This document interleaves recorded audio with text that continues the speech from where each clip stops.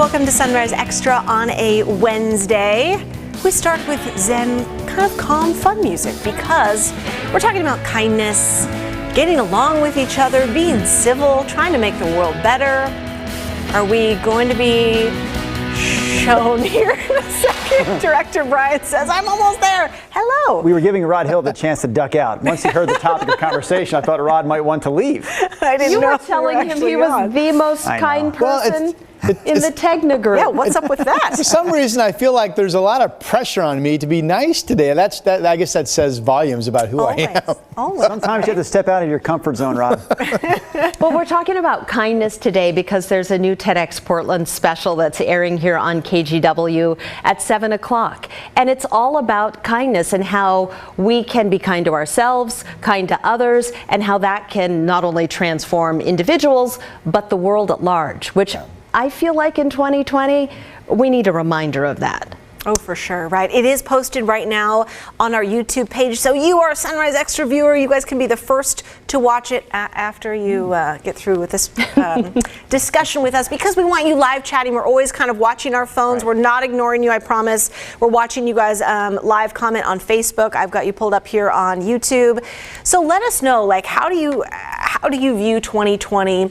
Do you think just the simple act of being civil to one another can actually change the world? And what kinds of acts of kindness, maybe have you seen? And Brenda, you got to talk to several of those speakers that are going to be in the special tonight. What's kind of some of their messages? Well, we have Tom Tate. I really liked him. He was kind of the keynote speaker, so to speak.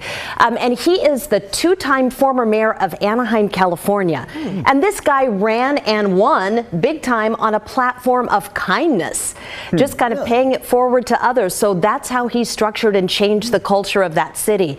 I know we have a little snippet of his speech. If you want to run that, Director Brian, I'll give you a second. Just let me know when it's ready. But he is really, really powerful. Take a listen.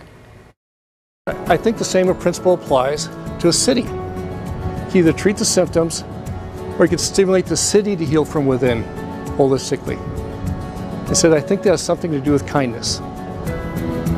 So for me, sitting there, after 10 years of being on the city council, treating symptoms, I call it the whack-a-mole game of symptom treating, the light bulb went off. And I knew he was right. So I ran on a platform of kindness, and I won by a large margin. And once I got elected, as probably a lot of people do, you start that first day of office and I go, okay, I ran on this platform, now what do we do? So we had to come up with some ideas. And one was an idea called High Neighbor. And it's simply neighbor meeting neighbor. It's important, there's important municipal reasons for that. So Tom is just not a California guy. His whole philosophy of how you lead has caught the attention of people like the Dalai Lama and Nobel Peace Prize winner Desmond Tutu. So, some really high profile, powerful, amazing people are saying, yes, he's on the right track. First viewer I see chiming in on the Facebook live stream this morning, one of our favorites, Jennifer Taft. Good morning, Jennifer. She says we're talking about one of her favorite subjects this morning, kindness. She also says you are always kind, Rod. And then she asks us, have any of us seen... He laughs about that. Oh, say it some more. Have any of you seen the Kindness Diaries on Netflix? Oh, I haven't. No. And she says it's amazing. I haven't even heard of it. The Kindness Diaries on Netflix. Tell us more. Jennifer, you can let us know a little bit more about that. Another comment this morning from another favorite of ours, Angela Barks-Draz. Good morning, Angela. She says we need more kindness. Right? That's the message here. She says she's been fortunate to still be working through the pandemic, and she's been able to help her friends through this time with groceries and things like that. Nice.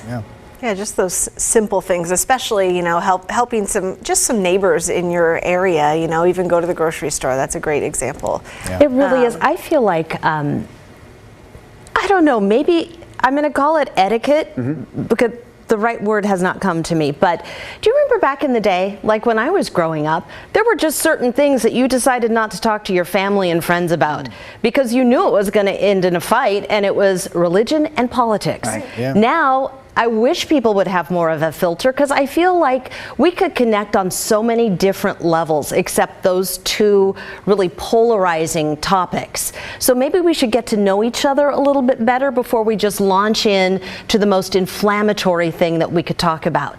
And I think that's kind, having a little bit of a filter. It's not the golden rule, but it is a big rule that I remember growing up, right? Don't talk religion or politics. And I'm guessing social media just destroyed that rule, right? I mean, that's where it all started, because it's so easy to share your opinion without being face to face with someone.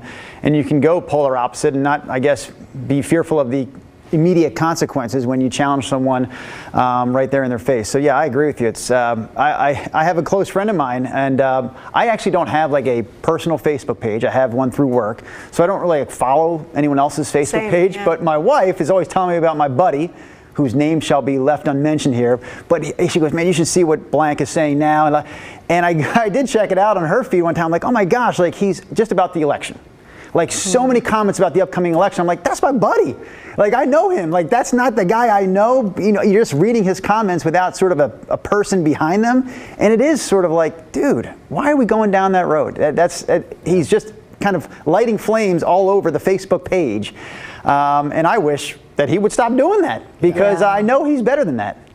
You know, one thing that I talked, my daughter and I had this talk at some point over the summer. I can't remember what the incident exactly was, but something that I try to remember myself. Let's say, you know, whatever the setting is, somebody does something that you perceive to be very rude, or they did something you don't think they should have done. And I try to remember, you know, I don't know how that person's day is going. Maybe something has happened to them that would also put me down the path that they seem to be on right now. And I try to remember that, you know, and it keeps me from just all of a sudden barking at somebody that may have done something that I think was rude. But that's one of those little things I try to keep in mind. I really don't know what's going on in that person's life today, and let's just give them for a second the benefit of the doubt. That is such a good personal rule. Love that. And it's just treat people how you would want to be treated, you know? And the whole Facebook thing, Drew, I mean, I never wanted a Facebook page. I still, like you, don't have a personal one. I only have one because I am supposed to have one at work. Yep. And you know, and in this most powerful way, I mean, even in this little streaming thing that we do with you guys every day, this is a way to kind of connect with you in a totally different setting that you may see us in as a newscast, you know, when we are, you know, getting the facts straight and everything's written down. And this is just a different way to kind of connect with you guys as people, and let you see us as people too. But boy, I just wonder if like after this year, and if numbers on social media would go down, you know, if people are so sick of being stressed out or shunned or yelled at or something online, that, you know, you just have to kind of quiet that area and maybe delete your account or something. I just wonder, you know, what trends will happen in the future. Or just leave it be for a while. Yes. I feel like because we just consume mass amounts of information at work, that when I go home, there's got to be a zone. I will turn down the TV or the iPad or whatever it is. I don't care who's on, you know, which side. It's like, okay, I need some space, and then I can dive back in. But if you don't take that time to have some space to kind of protect your mental health and everything else, it's like when you're bombarded constantly, it's not healthy. It is just not. Well, you know, 'tis the season to be uncivil right now, right? Election season, and right now there are so many campaigns out there where one side is just putting down the other. It's not always about, here's why you should vote for me. It's more sometimes about, this is how crappy this individual is and why you shouldn't vote for them, and let me tell you all about their misdeeds and why they're such a horrible person. But there was an exception to this rule in Utah, and we're going to show you this right now. Really an example of civility at its finest from one of the races happening right now in the state of Utah. Take a look. I'm Chris Peterson. And I'm Spencer Cox. We are currently in the final days of campaigning against each other to be your next governor. And while I think you should vote for me, Yeah, but really you should vote for me. there are some things we both agree on. We can debate issues without degrading each other's character. We can disagree without hating each other. And win or lose in Utah, we work together. So let's show the country that there's a better way. My name's Chris Peterson. And I'm Spencer Cox. And we approve this message. How amazing is that, right? Hallelujah. Yeah, right? They're so onto refreshing. something. You never have seen something like that. They were on the Today Show the other day talking about how they never, they didn't know each other before this campaign, but there are lots of things that they agree on. And then I remember I watched that interview and they said, if one guy wins, he wants to have a seat in the cabinet or in the Capitol for the other guy. And they each said that about each other because they respect each other so much. And we can all have ideas and come to the table and just respect each other and hear, listen and stop talking for a second to listen to somebody else. So very refreshing there in Utah. Hey, can I just say real quick? Oh, I'm go sorry. ahead. No, go ahead, Rob. A good starting point would be, do you have to pick the most horrific photo of your opponent that you can come up with to put in your ad? Wouldn't that be a starting point, just to not do that? Only use flattering photos in ad campaigns? Come on. Okay. Right. We actually did a little verify. That's pretty interesting. We have it on kgw.com and on our YouTube page about political advertising, and it does not fall under the fact of it doesn't have to be fact checked. It doesn't have to be true when they do these political ads, because it's considered, opinion or something, unlike, a marketing message from, a corporation or a store or a car company or something like that. So they can almost say whatever they want or tweak things however they want and use bad photos of their opponents, yes. Becky Williams Lathrop says, I snooze friends on Facebook for 30 days versus delete if they're getting on my nerves, which is a great idea. And then Dan McFarling, good morning to you. He says, thank you for showing the example from Utah, because it's so good. And then Katie says, I love that commercial. Right. I do too. I really, really do. I had a comment here, someone just commending you from earlier. I believe it was Renee Robertson, another one of our regulars, just commending you, Rod, on your earlier note about, taking into consideration where someone may be in their day. You don't always know. And when someone does something that you deem to be unkind, maybe before you react to that, you consider, what the heck is going on in their life? You really don't know. And I am definitely guilty of that. And this should not be the way it's done, and I'm 46 years old and still learning how to do it right. But sometimes, like little things, like holding the door for someone when you enter a store, like I kind of always do that. I just can't imagine, if someone's behind you, just walking through and not keeping the door open. Even now during the pandemic, I know it gets a little tricky, and maybe some people don't want you to hold the door. I try to read their body language, and if they kind of stop, I go, okay, I'm not going to hold it all day for you. But I'll kind of use my foot sometimes now, and I'll kind of go through the door, they're behind me, and I kind of put my foot down there, and I stretch myself out as best I can, and then they can get the door and they come in. Anyways, sometimes the door is not held for me. And Rod, and Nina and Brenda, since you're all here, I do get annoyed. But I shouldn't get annoyed, right? I shouldn't be holding the door so that others will hold it for me. Okay, we get it. Holding the door because it's the right thing to do. Yes, Catholic school student, you shouldn't. I know what's right. I'm working on doing what's right. I do think that that's important. I was just doing an interview, and she was actually another TEDx speaker. She runs the Insight Alliance. Her name is Anna Debenham, and they work with inmates, and they teach them that they do have an innate goodness, that you are not the worst thing that you've ever done. But she told me, and I think this is true if you extrapolate it to the rest of us, that how did she say it? I'm totally blanking now as I get right to it. The good news is I can't help you out here. No, I don't know. God, I'm having a senior moment. I did not see what you saw. Having a Brenda moment. It'll come back to me. I apologize. Please stand by while Brenda makes her way through this senior moment here on Sunrise. I was right there, and then it just disappeared. I'll call. This part of the program brought to you by Depends. Oh, she's got it. She's got it. Depends. I'll probably be there one day, but I'm not there quite yet. Exactly. Never mind. Go ahead. That's it? Now you really did make me, when you went with Depends, I lost all train of thought. Oh, boy. I'm sorry. Do you guys see Terry? Terry says, so many people are homeless. I keep a stack of dollar bills in the cubby of my car to give out to street beggars, she says. It's not much, but so many people are out there through no fault of their own. Just a simple gesture of kindness right there. Yeah. Absolutely. And what Anna Debenham was saying, that is when you feel peace inside, being unkind or violent to somebody else just does not make sense. So to Rod's point, it's like you don't know what is going on inside of other people, but when you get to that peaceful place where you're okay with yourself, it doesn't occur to you to be nasty and harmful to other people. Yeah, I think that's a good message. It took me a hell of a long time to get to it, but I like what she said. No, it's a great point.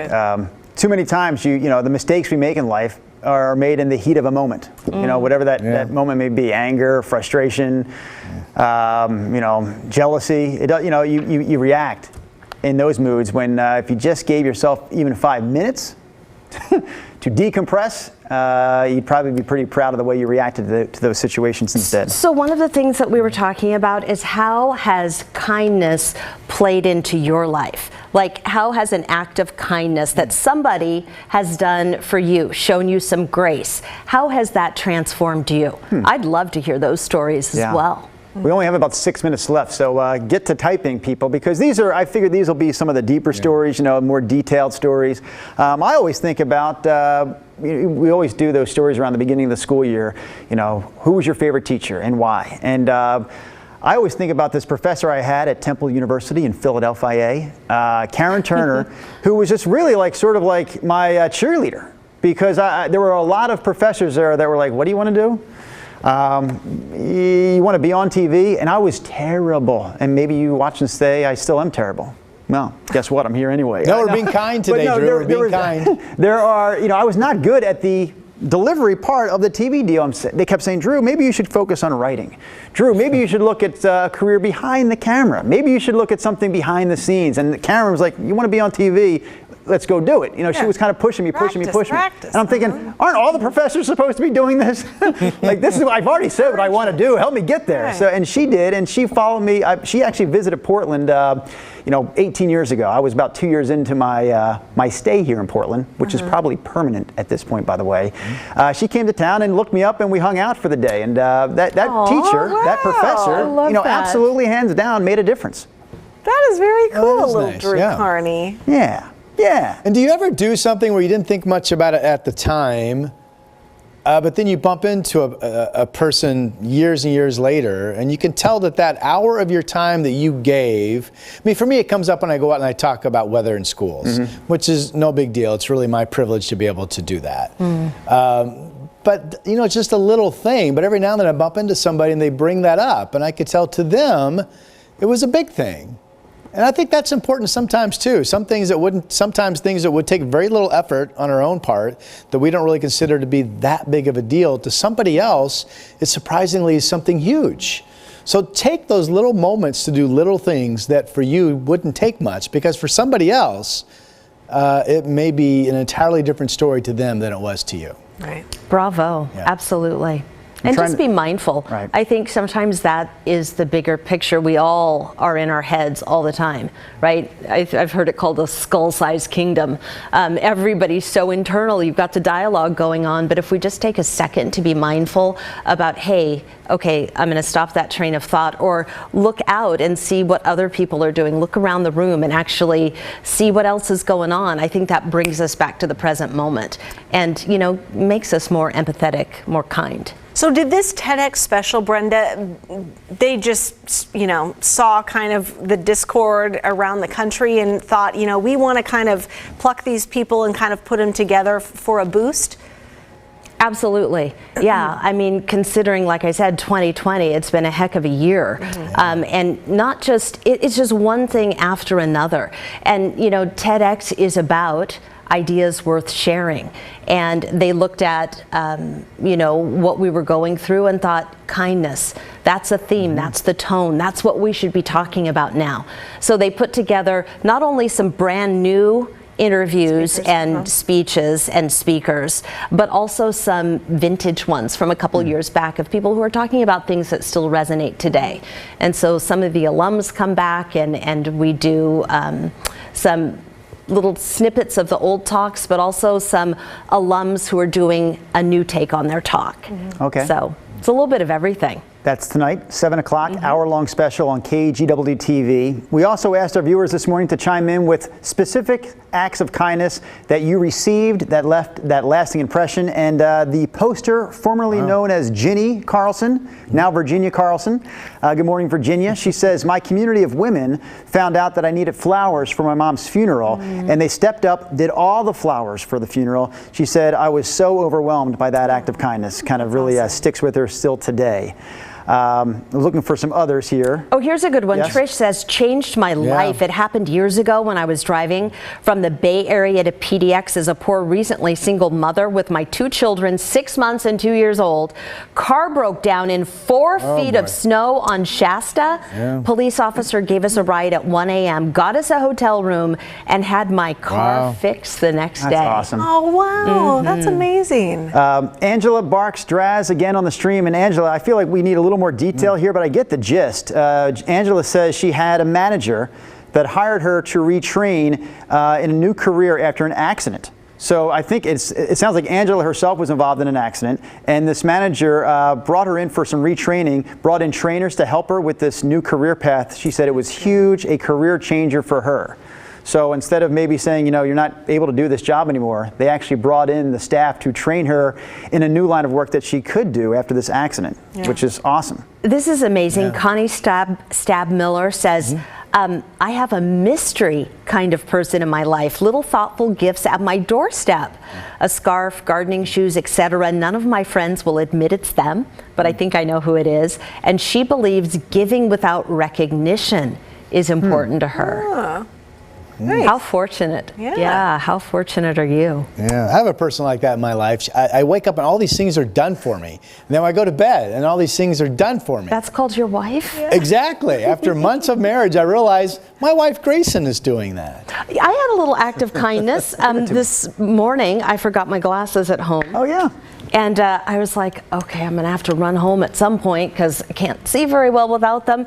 And Watch out, cars on the road. and my love, Jeff, Kate, got out of bed, came down here, Did he? delivered the glasses during a commercial break. And I was like, so thank you. I love him. I do too. You can't have You have to share them with Rod. How much time do we have left? I have 2 more stories, but I can leave you with none if we're out of time. We have time. One, you know, that Abby's Closet, we featured them before on Sunrise here. That's the organization that puts on the annual prom gown giveaway. And I've never done anything with them outside of feature them on the show. I mean, I've done it for years. And, you know, admittedly, I do go the extra mile with that show, putting on the prom dress. Because he wears the dress. So one day, a supporter, one day I get a call from someone from Abby's Closet saying, hey, we need your home address. Someone wants to drop something in the mail for you. Okay, give them my mail address. I get this gift card in the mail, dinner for 20 people at a restaurant in West Lynn. And I'm like, what the heck? Like, I called him back and said, hey, you don't need to do this. Like, what are you doing? She goes, it's not from us. It's from someone in the community that has supported us in the past. They know that you support us as well, and they said they wanted to buy you and, you know, your friends and family dinner. I'm like, well, who is it? Just tell me who it is so I can thank them. They're like, well, they said the one thing they didn't want you to know is who it was. That was 5 years ago, maybe 4 at the least, and I still don't know who did it. Did you have the dinner? Yeah, we had a dinner for 20 people. It's amazing. At Allium in West Lynn. Did you wear a dress? I want to know. Yeah. To the I did dinner. not wear a dress, but they did have, when I got to that dinner that night, there was a big picture that they had framed of me and some of the other girls from Abby's Closet, and I was in my dress in that picture. Was the chest hair poofing out the top? Everyone that I invited to that dinner walked in and saw me in the dress. Part. Anyways, right? It's funny that you would ask that. fantastic. The other thing real quick, when I was like, I don't know, 8 years old, I'm going to say. I was really young. My mom and I are in the car together. We're going to the grocery store. Run out of gas, my mom does, in the car. So I'm sitting next to her. It's pouring down rain. I mean, pouring, and it's not stopping. And we're sitting there in the median, cars going around us in the rain. We're just stuck there now with no gas. She did enough to get over and get out of the traffic. We're in the middle of the road.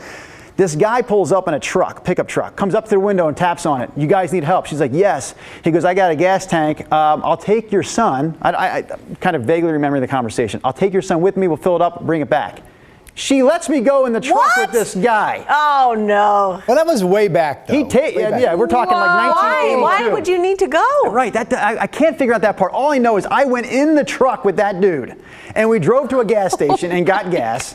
And then he He drove didn't me kill back you. with the gas, and he filled up my mom's car, and we were on our way. And I remember her saying, "My God, Drew, I don't know what I would have done if he kidnapped you." What was she? You need to like ask your mom I do have to ask, today. why did I have to what go? the deal was with that? Why did I have to go? Absolutely nuts. I'll have to get back to you with why I went, but I definitely went while my mom stayed in the car. I went with the stranger in the pickup She truck. always liked your sister better. But it wasn't an act of kindness. The guy had no ill intent. He got us gas. That's crazy. Nice. I mean, I guess like thank him for not killing you or abducting you. Maybe so we used my credit card to pay for it, and I had to be there to vouch that it was mine. No, I don't. I'm kidding. I'm kidding. We didn't have credit cards in That's a 1981. very weird. On that story, I don't think we're going to top it, right? Yeah. All right, I think that's going to do it for Sunrise Extra. Have a great day. Be kind. I just